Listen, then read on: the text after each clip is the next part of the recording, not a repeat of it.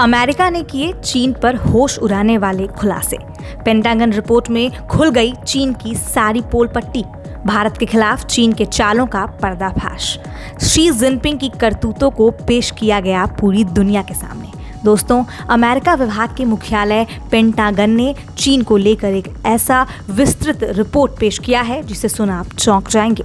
दोस्तों, आज चीन के उस राज से पर्दा उठने वाला है जिसे जिनपिंग काफी समय से दुनिया से छुपा रहा था, और इस बार अमेरिका ने चीन के ऐसे राज खोले हैं कि जिनपिंग की साथ पुश्तें इसे याद रखेगी। दोस्तों, जैसा कि आप जानते ही हैं कि करीब 1.5 साल से चीन भारत के खिलाफ सीमा से लेकर देश के अंदर तक चालें चल रहा है, लेकिन अब वो दिन दूर नहीं जो चीन को हार का स्वाद चखाएगी। दोस्तों, पेंटागन रिपोर्ट में ऐसी चीजों का खुलासा हुआ है जो चीन के अक्ल ठिकाने लाने के लिए काफी है, और वो क्या क्या है आपको हम इस वीडियो में विस्तार से बताने वाले हैं। इसीलिए बिना समय गवाए चलिए वीडियो की शुरुआत करते हैं।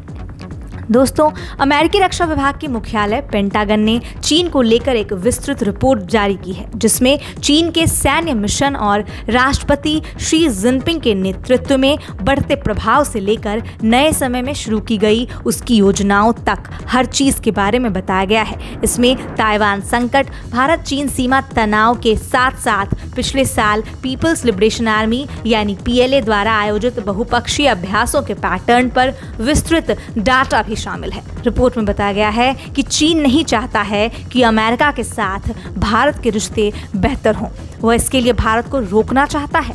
पेंटागन ने अपनी रिपोर्ट में कहा है कि सीमा पर तनाव कम करने के लिए चल रही राजनयिक और सैन्य बातचीत के बावजूद चीन ने भारत के साथ वास्तविक नियंत्रण रेखा यानी LAC पर अपने दावों को साबित करने के लिए सामरिक कार्रवाई करना जारी रखा है। इसके साथ ही उसने भारत को अमेरिका के साथ अपने संबंधों को गहरा करने से रोकने की भी पूरी कोशिश की है। दोस्तों, अब आपको हम बताने जा रहे हैं कि आखिर पेंटागन रिपोर्ट को इतना महत्व क्यों दिया जा रहा है, आखिर ये रिपोर्ट है क्या। दोस्तों, तो पेंटागन नियमित रूप से पूर्वी लद्दाख में भारत चीनी सैन्य गतिरोध पर अमेरिकी कांग्रेस को रिपोर्ट सौंपता है। उसने कहा कि चीन अपने पड़ोसियों, खासतौर पर भारत के साथ आक्रामक व्यवहार कर रहा है। अपने पड़ोसियों को डराने के लिए चीन ने तिब्बत और शीजियांग में मौजूद सुरक्षा बलों को पश्चिमी चीन में भेज दिया ताकि उनकी सीमा पर तैनाती हो सके। दोस्तों, पेंटागन ने पुष्टि की है कि साल 2020 में चीन ने LAC के पूर्वी क्षेत्र में चीनी तिब्बत स्वायत्त क्षेत्र और भारत के अरुणाचल प्रदेश राज्य के बीच विवादित क्षेत्र में 100 घरों का गांव बसाया है। इसी साल जब भारत के साथ तनाव चरम पर पहुंच गया तो भी चीन नहीं रुका। उसने पश्चिमी हिमालय के दूरदराज के इलाकों में एक फाइबर ऑप्टिक नेटवर्क स्थापित किया ताकि आसानी से संचार व्यवस्था को सुधारकर विदेशी हस्तक्षेप को रोका जा सके।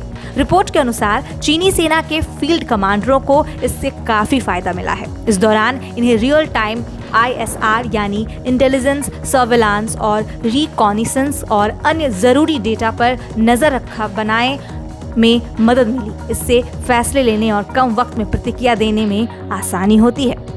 अब आपको हम बता रहे हैं कि चीनी मीडिया अपना काम किस तरह से कर रही है जो संकट की बात बताई जा रही है। दोस्तों, इस रिपोर्ट का शीर्षक military and security developments involving the People's Republic of China है। इसमें पेंटागन ने बताया है कि इस दौरान चीन के सरकारी मीडिया ने बीजिंग के दावों को जोर शोर से उठाया और भारत के दावों को अस्वीकार करना जारी रखा। चीनी मीडिया ने LAC के पास भारत के बुनियादी ढांचे के विकास को प्रभावित करने की कोशिश की। इस काम के लिए चीनी मीडिया तनाव बढ़ाने का आरोप भारत पर लगाता रहा। चीन ने अपने दावे वाली जमीन से सेना को पीछे हटाने से भी साफ इनकार कर दिया था। उसने शर्त रखी कि वह तब तक सेना को पीछे नहीं खींचेगा जब तक उसके दावे वाली जमीन से भारतीय सेना पीछे नहीं हट जाती और उस क्षेत्र में बुनियादी ढांचे में सुधार के काम को रोका नहीं जा सकता है। दोस्तों, तो जैसा कि आपने देखा कि मीडिया जो है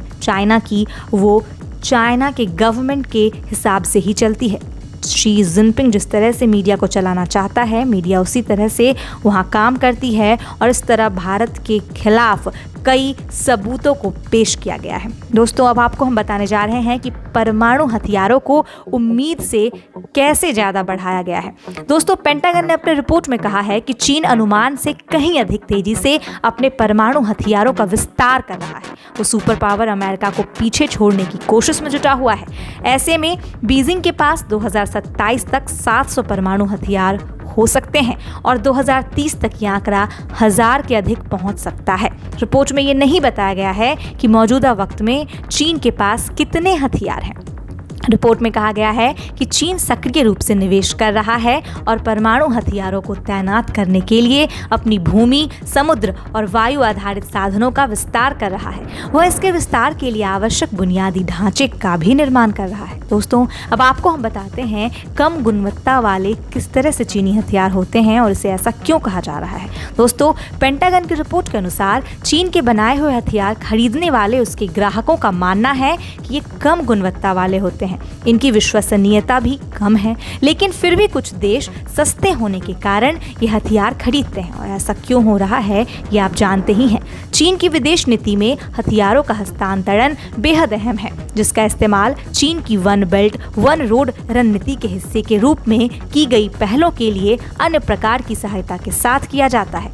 बीजिंग सऊदी अरब, यूएई और पाकिस्तान जैसे देशों को यूएवी, पनडुब्बी और लड़ाकू विमान जैसे प्रमुख सिस्टम बेचता है। उसने पाकिस्तान, इराक, सऊदी अरब, मिस्र, संयुक्त अरब अमीरात, अल्जीरिया, सर्बिया और कजाकिस्तान को विंग लुंग यूएवी की सप्लाई भी की है। पेंटागन ने कहा कि चीन अपना प्रभाव बढ़ाने के लिए अमेरिका और अन्य देशों के अंतर्राष्ट्रीय संस्थानों में, सांस्कृतिक संस्थानों, मीडिया संगठनों, व्यापार, शैक्षणिक और नीति समुदायों को निशाना बना रहा है ताकि अपने रणनीतिक उद्देश्यों की प्राप्ति कर सके। चीनी कम्युनिस्ट पार्टी यानी सीसीपी बीजिंग के नैरेटिव को स्वीकार करने और लक्ष्यों की प्राप्ति को रोकने वाली बाधाओं को दूर करने के लिए घरेलू, विदेशी और बहुपक्षीय राजनीतिक प्रतिष्ठानों को स्थापित कर रही है। ये लोगों की चीन के प्रति सोच को बदलने का तरीका हो सकता है। चीन की पीपल्स लिबरेशन आर्मी 2003 से 3 युद्ध की अवधारणा पर काम कर रही है, जिसमें मनोवैज्ञानिक युद्ध, जनमत युद्ध और कानूनी युद्ध शामिल हैं। दोस्तों, पीएलए अपनी सूचना की गुणवत्ता और अस्वीकार्यता में सुधार के लिए आर्टिफिशियल इंटेलिजेंस यानी एआई में प्रगति कर अपनी डिजिटल प्रभाव क्षमताओं को विकसित करना जारी रखे हुए है।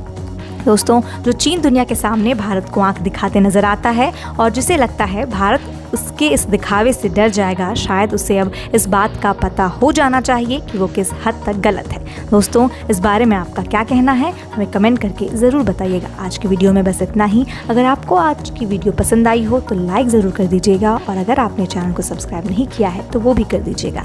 धन्यवाद।